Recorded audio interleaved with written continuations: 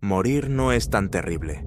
Lo que es terrible es vivir en este mundo. Esas fueron algunas de las últimas palabras grabadas en lo que hoy se conoce como la cinta de la muerte. Una grabación de 45 minutos en la que más de 900 personas aceptaron, o fueron forzadas, a beber veneno en medio de la selva de Guyana. Un suicidio colectivo, o más bien, una masacre. Pero ¿cómo llegó a suceder algo tan brutal? ¿Quién era Jim Jones y cómo convenció a tantas personas de seguirlo hasta el fin del mundo? Hoy abrimos los archivos del horror y te contamos la verdad detrás de uno de los episodios más oscuros del siglo XX.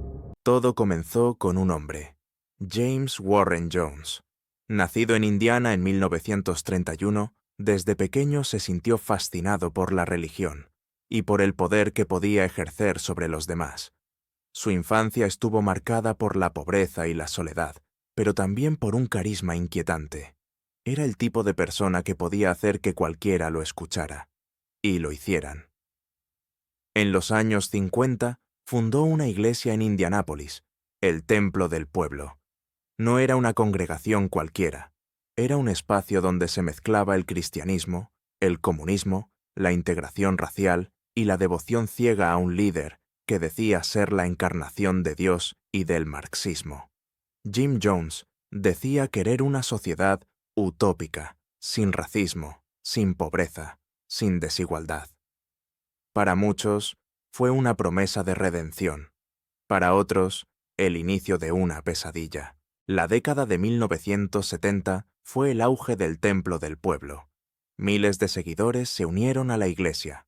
Afroamericanos, latinos, blancos, personas pobres, activistas, todos compartían la esperanza de un mundo mejor, pero no sabían lo que les esperaba.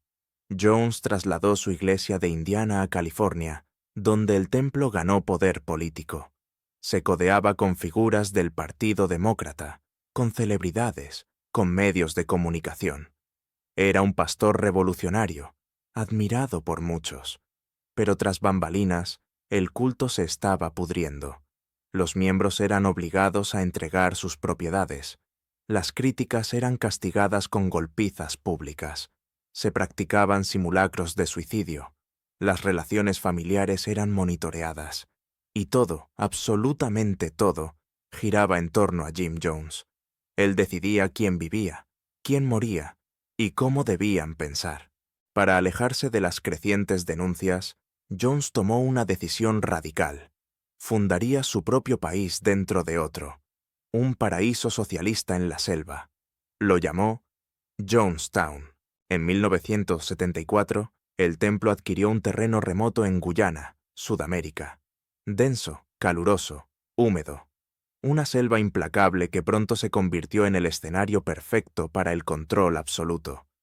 Para llegar a Jonestown, había que volar durante horas y luego viajar en camioneta por caminos casi intransitables. Los que entraban, no salían. Los primeros colonos creyeron que construían el futuro, pero encontraron esclavitud, jornadas de trabajo de 12 horas, raciones mínimas de comida, vigilancia constante. Jim Jones hablaba por altavoces las 24 horas, y su salud mental comenzaba a deteriorarse. Paranoico, drogado y cada vez más tiránico, Jim creía que el gobierno de Estados Unidos intentaría destruir su comunidad. Veía traidores por todas partes, y comenzó a prepararse para la Noche Blanca, el día en que todos morirían juntos, como una protesta final. Mientras tanto, en Estados Unidos, las denuncias no cesaban. Antiguos miembros del Templo del Pueblo hablaban de abusos, de torturas, de desapariciones. Algunos padres decían que sus hijos estaban retenidos en Jonestown contra su voluntad. Finalmente, el congresista Leo Ryan decidió actuar. En noviembre de 1978, viajó a Guyana con un equipo de periodistas y familiares de miembros del culto. Su misión, verificar las condiciones y ofrecer ayuda a quienes quisieran regresar. Al principio, Jones intentó mostrar lo mejor: canciones, sonrisas, discursos ensayados. pero esa fachada se rompió cuando un miembro entregó una nota secreta a un reportero. «Ayúdennos, queremos salir».